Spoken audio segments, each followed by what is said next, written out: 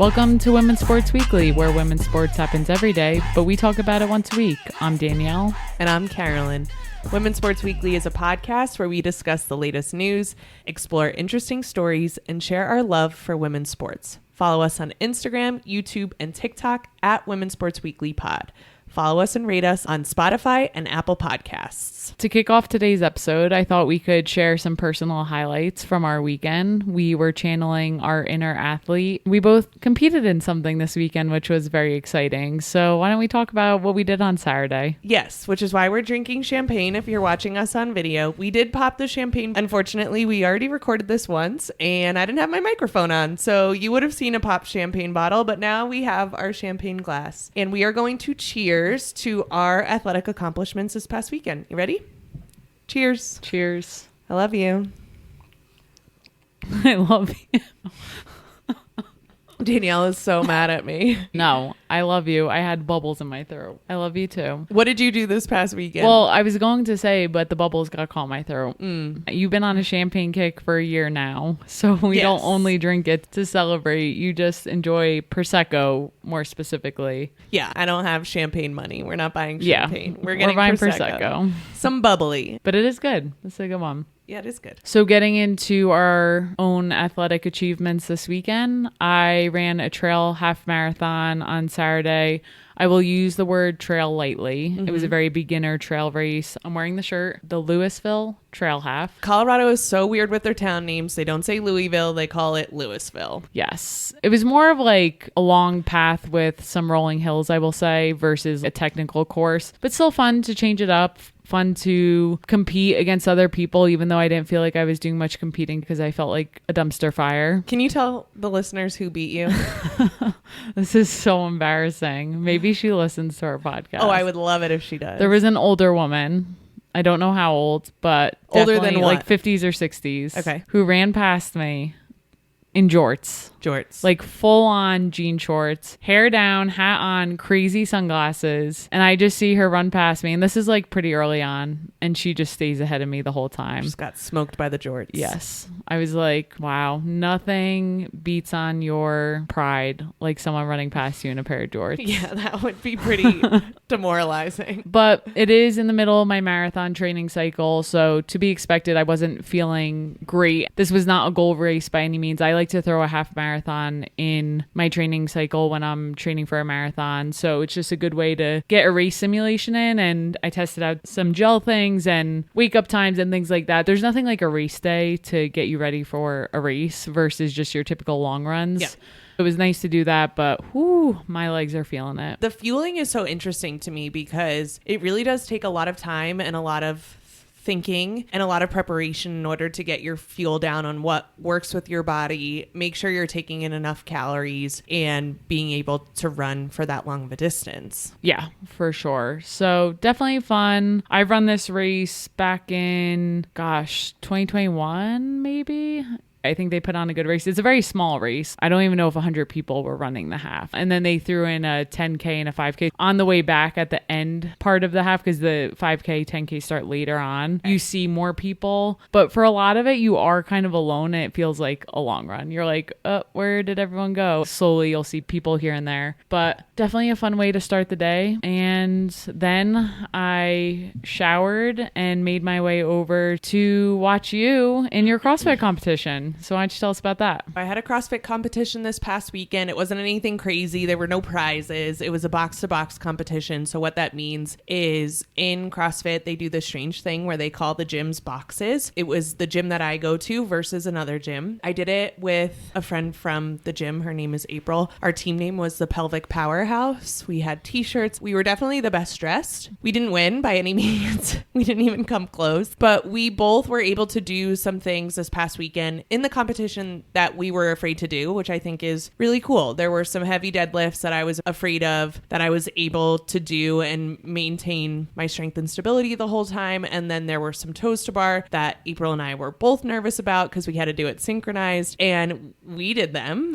It was very funny. We got no repped a lot, but we both did things that made us scared. And I think that goes a long way. We could have chosen to do an easier version of the workout, less weight, scaling options where you just bring your knees knees into your chest rather than get the toes to the bar. But we decided to go for it. I know that I was really proud of what we were able to accomplish without having to win. And I think it's a mentality that I've really dropped since playing sports, being able to do things competitively without the expectation that I need to place, that I need to be the best at something in order to do it. I'm learning really slowly how to allow myself to be mediocre, how to allow myself to be bad at things and still want to do them. Because in the past, if I was bad at something, I would just say I'm not doing it anymore. I feel the same about running because I am a very average runner. I put a lot of time and effort into it and still don't see as much improvement as I would like. And at the end of the day, that's not what it's about. Am I pushing myself? Yep. Are you pushing yourself? Are we getting better every day to the best of our ability? And is it keeping us in that athletic realm that we get to be around like-minded people? We get to push our bodies, which we've been used to our whole lives, and getting to continue to do that. It's definitely nice. We both have built communities through these types of fitness. Like I go to run clubs and you go to CrossFit and you meet people and you make friendships, and that's really nice. Yeah. And we do like to spend a lot of time together. We get along pretty well.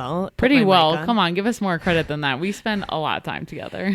I think it's really great that we both have some separate things. With you, with running, you have your community there. And then when I go and do CrossFit, I have my community there. I used to do CrossFit. I separated with CrossFit. Separated. I miss the community aspect, but watching you all do those thrusters, I was like, none of that looks appealing. I do not miss those movements. And it's funny because then someone will be like, oh, where have you been all morning? I'm like, oh, I ran a half marathon. And to a CrossFitter, that's like the most outrageous thing they've ever heard. And I'm like, but you're doing these crazy movements. So It's just funny how the two worlds typically don't collide. Of course, there's people who do both. But a lot of the times you have CrossFitters hating anything running related, and runners hate to lift notoriously. I still get my lift in. You do but great. It's in a very different way now. And For sure. It's just different. Everyone likes to choose the crazy that they do, right? Exactly. Exactly. And then we find some yoga to bring us back to the bring middle. us back. That's right. But outside of our highlights, we should definitely get into the real highlights of the week, starting with you and the NWSL. Yes, I am in the NWSL. No, I am not. But I will talk to you about the NWSL. So this past Friday, Angel City out of LA played Washington Spirit out of DC. The Spirit are ranked number 2, while Angel City is fighting for a spot in that top 8 for playoffs. This match was a great one, except for the first 39 minutes when there was no scoring. Doesn't that just mean there's No. really good defense? Yeah, there was great defense. There were great shots on goal. But in the 39th minute, Ashley Hatch on the Washington Spirit scored her 5th goal of the season. As a reminder, Trinity Rodman was not playing in this game for the Washington Spirit due to a back injury in the last game against Kansas City. A little bit scary. Yeah. She came off in a wheelchair, didn't even travel with the team for this game. They're saying it's not a major injury. However, there's no timeline for her return. They were saying she was having back spasms. Have you ever had a spasm like that? I've gotten really tight in my back where I felt like, I'm going to start. I can't remember if it's actually ever happened. I've had a spasm before, and it is so uncomfortable. When did you get it? I don't remember. I know I've experienced back spasms before. Nothing too extreme. I didn't need to seek medical attention. But any type of spasm like that, it is so uncomfortable and it's scary. So for her, I feel like she was experiencing multiple. Yeah. And it looked very uncomfortable. So It hopefully did. she's okay. Ashley Hatch is now tied with Megan Rapinoe for the 6th most goals scored in NWSL history at 51. This is interesting because the NWSL is so young that these records keep getting broken, and everyone who's playing now is really setting the records, right, for future players to come in. So very cool for her. And then we go into halftime, 1-0 Washington Spirit. After halftime, Angel City comes out hard in the second half. They are knocking on the door, and in the 51st minute, they score. Alyssa Thompson, who plays for Angel City, is playing incredibly well. She crossed a ball into the 6-yard box, that small little box outside of the goal. And then Messiah Bright hit it in with her shin. It was a great cross and a great goal. Messiah Bright was in the right place at the right time. And this was the first regular season goal for Messiah Bright. The Washington Spirit regained control, and the game-winning goal came from Washington Spirit's McKenna Morris, who subbed on the 69th minute. So how this happened was the goalie on Washington Spirit, Aubrey Kingsbury, made a save. She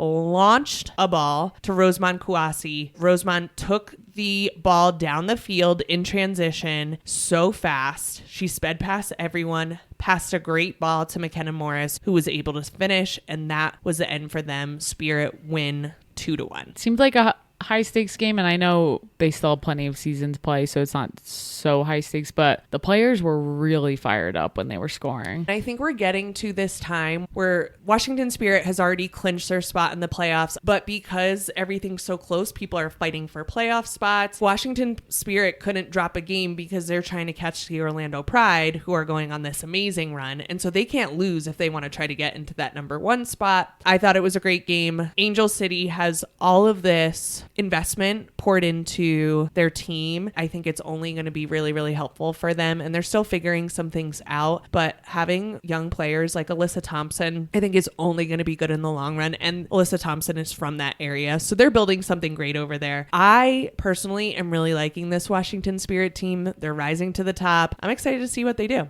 They might be my secret pick. To win it all? Sure. Or secret pick to root for? Secret pick to root for and to win it all. Okay. The Orlando Pride have to lose at some point. I don't know. I guess we'll see. We will see, but I'm like, oh my gosh, they're just historic. I would be happy for the Orlando Pride, but this Washington Spirit team looks good. We need to get some people back and healthy. Casey Kruger was also out on the Washington Spirit with an injury. If injuries continue to persist, it's going to be a problem. Corey Bethune, who plays for the Washington Spirit, had a season-ending injury, but they still look good and they're still finding ways to score. What do you have to highlight for us this week? After complaining about how horrible I felt in my half on Saturday, 13.1 miles. Yeah, I will talk about a woman named Tara Dower. She's a 31-year-old ultra runner who lives in Virginia Beach, Virginia. On Saturday, September 21st, she became the fastest known person on record to complete the Appalachian Trail. The Appalachian Trail, this is going back to my New Jersey public school education, which New Jersey public schools are great, but you're going to have to tell me how far the Appalachian Trail is and what states it goes through.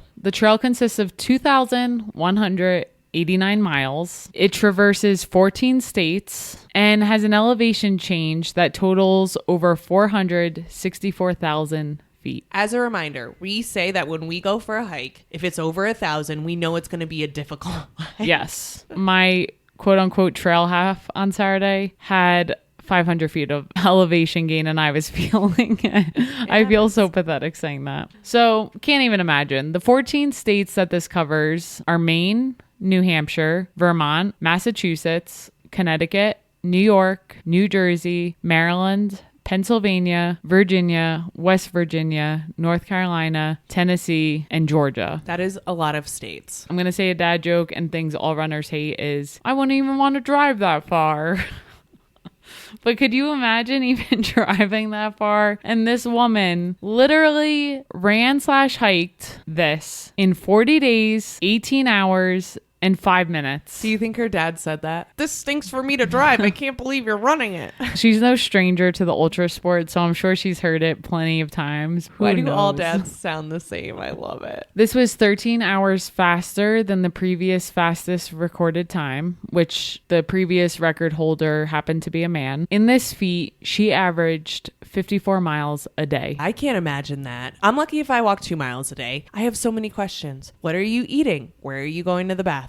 What are you thinking about? How are you putting 54 miles on your body every single day? You're basically just sleeping, waking up, going, and eating. If I did that, I think I would only get 20 miles if we're being really generous to me. Well, this is why she's the fastest known person. The average person who does the Appalachian Trail, we both know people who have done it, takes about 5 to 7 months. She did it in just over 1 month. She obviously had a plan in place. She was going for this record. She knew that. She had people crewing her throughout. I was reading more about the trail. There's some parts that are pretty remote and there's no towns in sight. She had to be really careful about how she planned out her route, where to make sure she had someone with food or how much food she had until she knew she was going to see someone again. It is not just something you can just go out and do. There is a ton of planning that goes in on this. A ton, because over 54 miles, miles, I can't imagine that you have your entire pack of things you need to eat in that day. So that probably means she needed to see someone along that route. She did have a crew. There are people who die on the Appalachian Trail because they go a little bit off trail, they get a little lost, they get turned around, and then they're not able to find their way back, which is really tragic. You need to make sure you're staying on trail when you're by yourself in the wilderness. I was reading also that this trail is very technical. There's a lot of rocky parts. There's a lot of growth. You get a lot of rain with that. There's a lot of things coming out of the ground. She had to get through that, as does everyone who does this trail. But to be able to do it in that amount of time, it's mind-boggling to me. My cousin has done the Appalachian Trail, and I thought he was crazy in order to be able to do it, and to do it in 40 days. Wow. Truly incredible. She has also set the fastest known time on North Carolina's 1,175-mile Mountains to Sea Trail with a time of 29 days, 8 hours, and 48 minutes. She did that in 2022. This year, she finished fourth at the Hard Rock 100 Ultramarathon. Another cool thing was she was running to raise money for Girls on the Run. It's a nonprofit organization that gives young girls access to the sport and helps them learn more about the sport. It's also a way to volunteer, as some people like go and will hold their run groups. My friend from college, Laura Jordan, has done that at her school. Inspiring young girls to be active, showing them that running is an option for them and that it might be something that they're interested in. I think that's great. And she shared that she hoped to inspire women and girls to go for that tough goal, no matter if it's with running or in life. I mean, talk about a tough goal. And we talk about it all the time. Visibility matters, to have role models, to see a woman do this. Maybe you have someone who doesn't know if they could get into the ultra world, or they don't think they're good enough, but they're curious about it. And you see someone do this and you're like, why not me? Whether it's a 50-mile race or whatever it is, it could inspire people. Are you inspired to run a 50-mile race? Not after my race on Saturday. So with that, next highlight has to do with you. We already talked about your CrossFit competition, but in other news, Carolyn made the news. Cheesy, right? I like it. What was it? A week ago that you all of a sudden had this idea to write an opinion article to the Denver Post. You just wrote it. I'm like, what are you doing over there on the computer? And you're like, are you ready for me to read it? And I'm like, I have no idea what you're talking about. And you just start reading this article, and it happens to be something that you wrote. And you were like, yeah, I'm going to submit this to the Denver Post. And I was like, that sounds amazing. So why don't you share a little more about that? I can't take all the credit. So I was talking to Dia and Lindsay, who co-run the WNBA club here in Denver. And after Portland announced that they had their WNBA expansion team, we talked about it here on the pod, and I was bummed. I was like, it doesn't look like Denver's getting a team. What can we do? What can we do as a community? What can I do as a community member to try to put some pressure on? We were chatting about ideas, and I was like, well, maybe I just go old school and try to submit something to the Denver Post, which is Denver's largest newspaper. And I was like, I'm going to write an opinion piece. We'll see if they take it. And they ended up taking it. We actually had no idea that it dropped. So you email them and they get back to you pretty quickly. Yep. And they said, we want to find a place for this in this weekend's newspaper. Yep. Which you were like, oh my God. So then on Friday, we get a text from David, who's our friend and realtor. If you're in Denver and need a realtor, let us know. For real. Seriously. But David also is a fan of the pod and listens. We didn't even tell him that Carolyn was writing this article. And he just texts us. And it's the article you wrote. And we were like, how did he find this? Yes, the article was published. And I want you to read it. Okay, I'm going to read it. Bear with me here. The idea is to say that Denver is a great place to have a WNBA team, and what we need is stronger investment. So I'll go into what I wrote. The title is Why a WNBA Team in Denver is a No-Brainer. Some people say Denver has everything: a vibrant city, access to amazing outdoor recreation, 300 days of sun, and a loyal fan base for all the men's professional sports teams. It is the reason I live here, and I love to call this city home. But what about the loyal fan base for the women's professional team in Denver? Right now, it doesn't exist because Denver doesn't have a women's team in a major sport, namely a WNBA team. Women's sports are on the rise thanks to increased investment, better media rights for national TV broadcasts, and rising stars like Caitlin Clark and Angel Reese. The WNBA began in 1996 and is experiencing unprecedented growth. WNBA games on ESPN saw a year-over-year increase of 170%. All 12 WNBA teams reported growth in ticket sales, and the Las Vegas Aces sold out their season tickets for the first time ahead of the 2024 postseason. This trend isn't just a one-time spike. Revenue in the WNBA doubled from 2019 to 2023. Within this growth, the WNBA is expanding. The San Francisco Valkyries will launch their inaugural season in 2025 with over 17,000 season ticket deposits, and the expansion doesn't stop there. Toronto and Portland will welcome the 14th and 15th WNBA teams respectively, with plans to add a 16th team by 2028. So why not Denver? The city already has a thriving fan base led by the WNBA club, and the club's success has inspired other cities across the nation to create their own. WNBA club watch parties fill local businesses like Lady Justice Brewing with fans eager to cheer for their favorite teams and players. Side note, Lady Justice is a great brewery in Denver, good. And they always play women's sports. This fall, Denver will welcome its first sports bar, the 99ers. The owners launched a successful Kickstarter campaign to raise $35,000 to add a back patio, anticipating high demand from fans and patrons. Cities with local sports teams see a boost in local spending, and Denver is already experiencing this without a team to root for. Adding a WNBA team would further position Denver as a sports destination, drawing fans from across the Rocky Mountain region. WNBA Commissioner Kathy Engelbert visited Denver in August 2023 to assess the city for a potential expansion team. However, the city did not do enough to impress. The players need a proper practice facility. Investors in other cities are stepping up.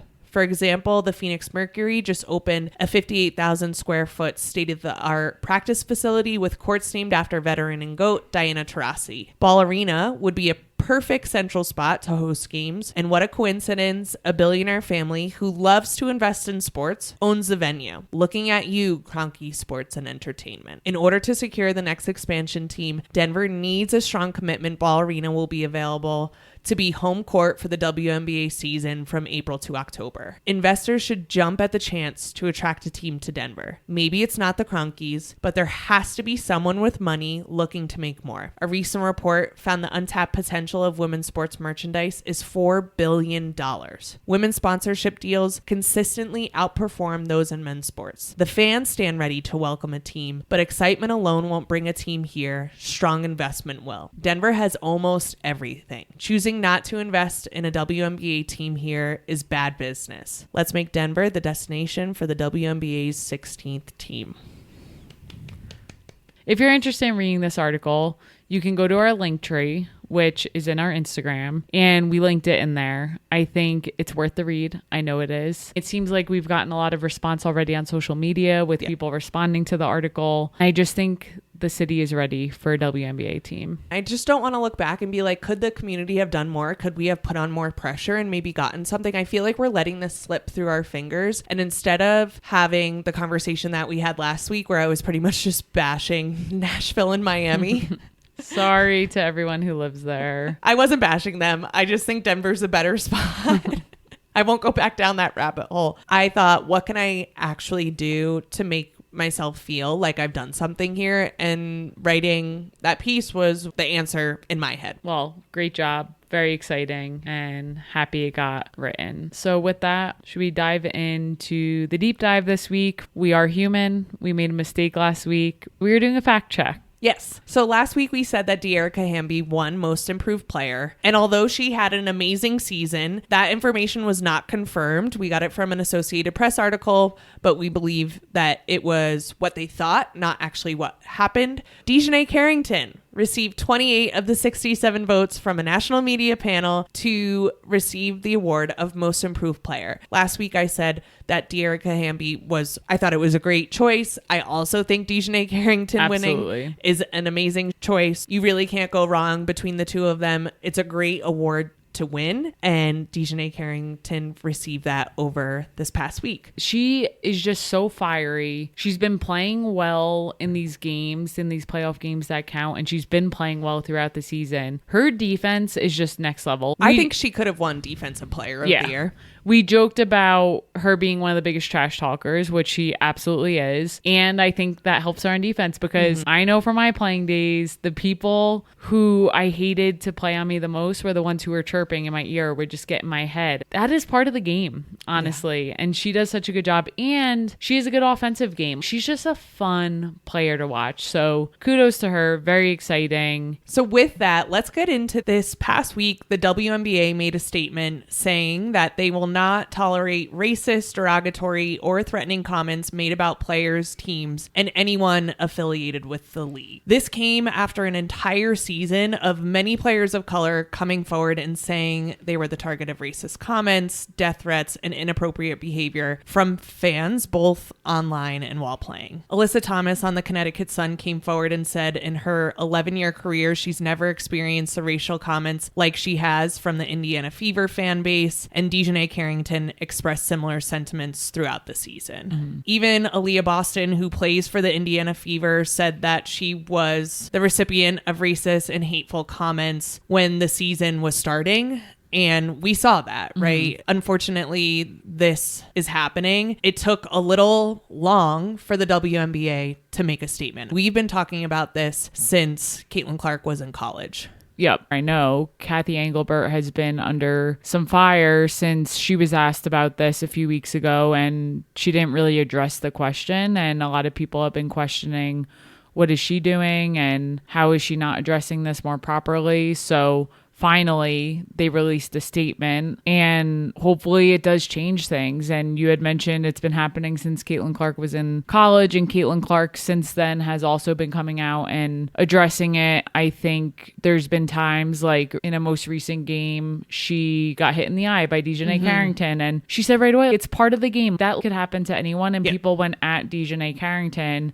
And it's ridiculous that people feel the need to almost protect Caitlin Clark. And I just think it's this weird thing that I don't quite understand. And it's quite disturbing, honestly. And I appreciate that Caitlin Clark has said, these people are not fans. They're trolls. What are you doing? Yeah. Fortunately, there are a ton of new fans coming into the WNBA. Unfortunately, some of those fans are racist, and they're using Caitlin Clark as a platform for their racism. I think Caitlin Clark, as you said, has been doing a good job of denouncing it. I think also because Caitlin Clark is pretty neutral on a lot of things, that people can just project whatever they believe onto her. So I'm glad she's coming forward and saying a little bit more. The WNBA has historically been a really safe place for people of color and the LGBTQ plus community. And I really think we need to keep it that way. I do think the WNBA needs to have a stronger response to protect the players. I don't go to my job and get harassed about my LGBTQ plus status. I just don't. And so these players do not deserve to go to their job and get harassed and attacked.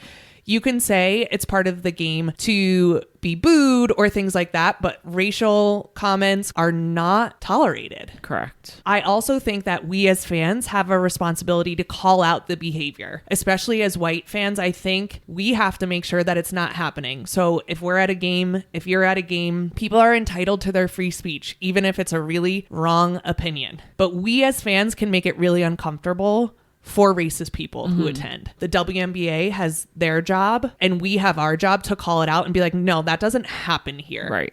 Like, your Band Nails t-shirt is racist, so racist, and get out, and I'm going to make it so uncomfortable for you. Yep. Really unfortunate to see. Glad to see the WNBA said something. And one statement is not going to do it. There's going to need to be continuous statements, and the WNBA is going to need to come up with some sort of plan to continue to address this. And I hope that's something they're working on, and we continue to see them address this horrible situation. And we as fans are watching, so let's see what happens. So with that, let's get into these semifinal matchups, and let's deep dive into what we're working with for each team. Given these matchups, I think they're going to be really fun games. Just to talk about high level, what we've seen throughout the year, what we've seen in the past, and just to give truly an overview. Honestly, like any of these matchups to be in a final game would be so exciting. Definitely. So first, let's talk about number 4, Las Vegas Aces versus number 1, New York Liberty. As a reminder, this is a rematch from the 2023 finals. I love that we're getting this in the semifinals. Yes. I love that we're getting the rematch. Everyone wanted it. The Liberty want it. Maybe the Aces don't want it, but the Liberty definitely want it. They want to beat the Aces on their way to get to the finals for sure. So I just think this is great. And it reminds me of this past college season because in the semifinals, LSU had to play Iowa,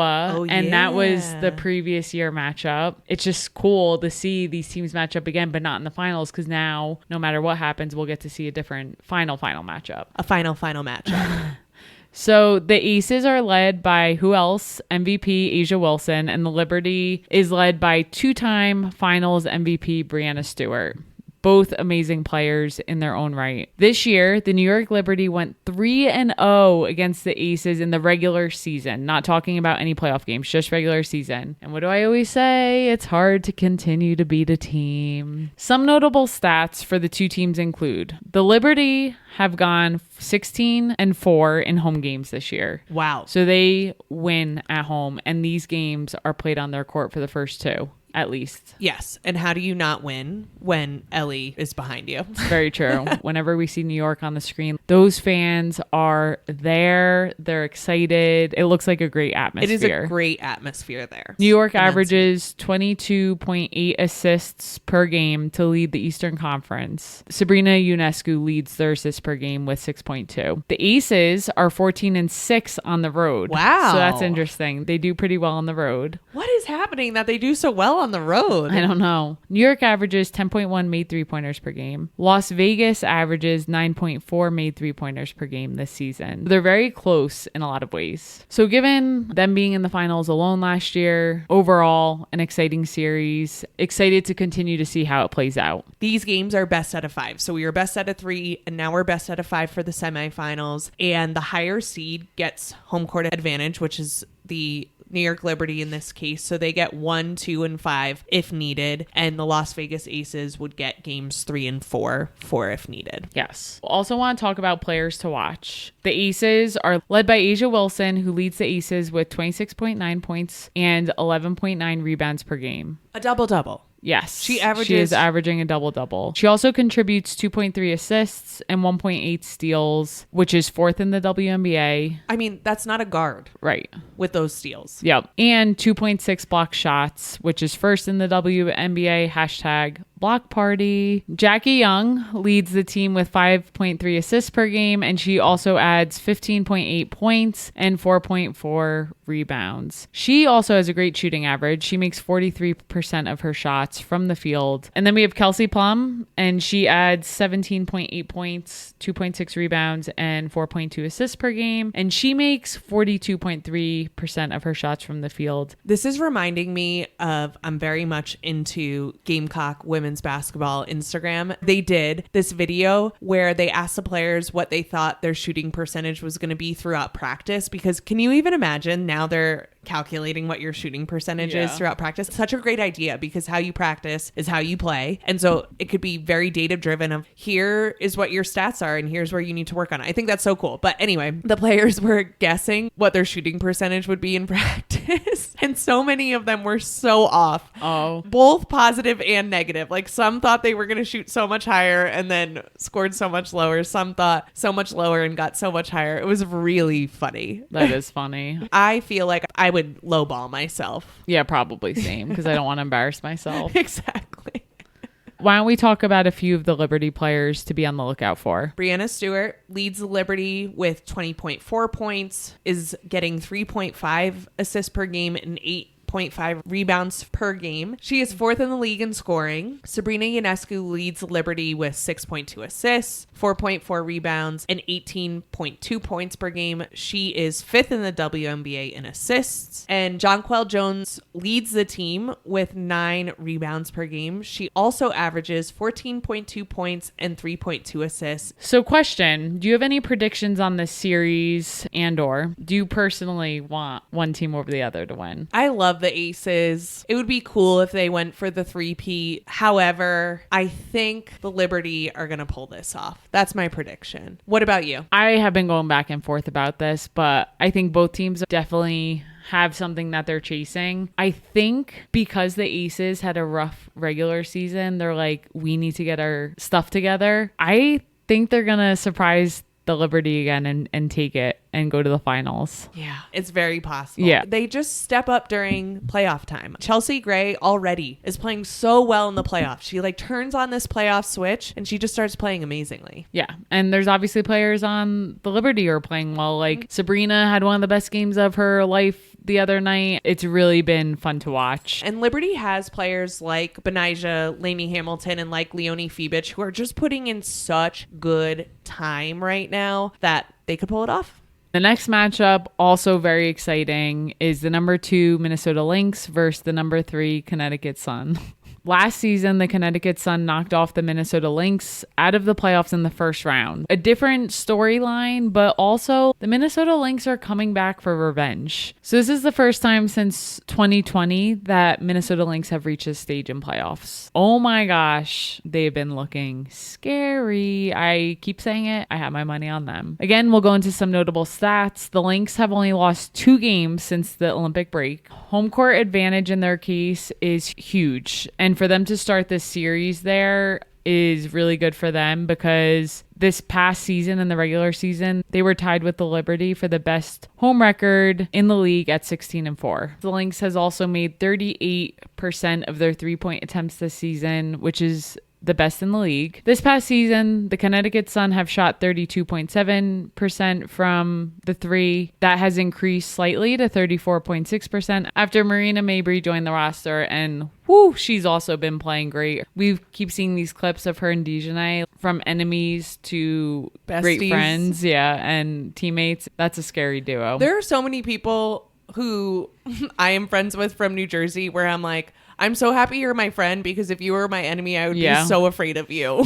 It's so true. So I'm glad they get along and good for their team there. Let's get into some of the players to watch. On the Lynx, obviously, Nafisa Collier averages 20.4 points and 9.7 rebounds per game. She's also posting 3.4 assists and shooting 49.2% from the floor. She is unstoppable. Unstoppable. And her 20 points and 9 rebounds, she's leading the team in both those categories. Courtney Williams puts up a team best at 5.5 assists per game. She's also shooting 44.3% from the floor. And then Kayla McBride is scoring 15 points per game, 3.2 assists, and 2.6 rebounds per game. On top of that, you also have Bridget Carlton. It's just a stacked team. Who do we have from the Sun? Alyssa Thomas averages 8.4 rebounds, 7.9 assists, and 10.6 points per game. I always think it's very impressive when she's more of a small forward, but for her to have 7.9 assists per game is very impressive. Dewana Bonner is the Suns' top scorer with 15.1 points per game and averages 2 assists and 6 rebounds. And then you have Dijonay Carrington, who averages 12.7 points, 5 rebounds, and she makes 40.3% of her shots from the floor. You can't go without saying Brianna Jones is scoring 13.7 points per game, and Marina Mabry, who joined the team late this year, is 14.4 points a game. Both of these rosters are scary good. Who do you have winning this series? Well, I already told you who I have winning the whole thing, the Lynx. So you think Minnesota Lynx are going to take it? And I think the Sun are playing great. I just think the Lynx are gelling and playing incredible. So that's who my money's on. How about you? I think the same. I also think this is going to be a great matchup. Yeah. This is prime time, movie after movie. These games are going to be amazing. For sure. With that, let's get into what we're looking forward to this week. Danielle, what do you got? So speaking of the WNBA semifinals, game 2 is today, October 1st. So for both teams, game 3 will be on Friday, October 4th. What do you have for us? I am looking forward to the Washington Spirit NWSL women's soccer versus the Orlando Pride on Sunday, October 6th at 5 p.m. Eastern time on ESPN2. Hopefully Trinity Rodman is back. We'll see. We were talking a little bit about the Washington Spirit and how they were down some players. Hal Hirschfeld, who plays for the Washington Spirit and who I've coined best smile of the NWSL, aka hottest in the NWSL. She picked up a yellow card versus Angel City. It was her 5th of the season, which means she is not allowed to play in this match. This is a huge match for them. We are going to see what happens. That's it for this week. We will see you next week on Women's Sports Weekly. In the meantime, watch women's sports, rate and subscribe to the pod on Spotify, Apple, and YouTube. Share the podcast with your friends.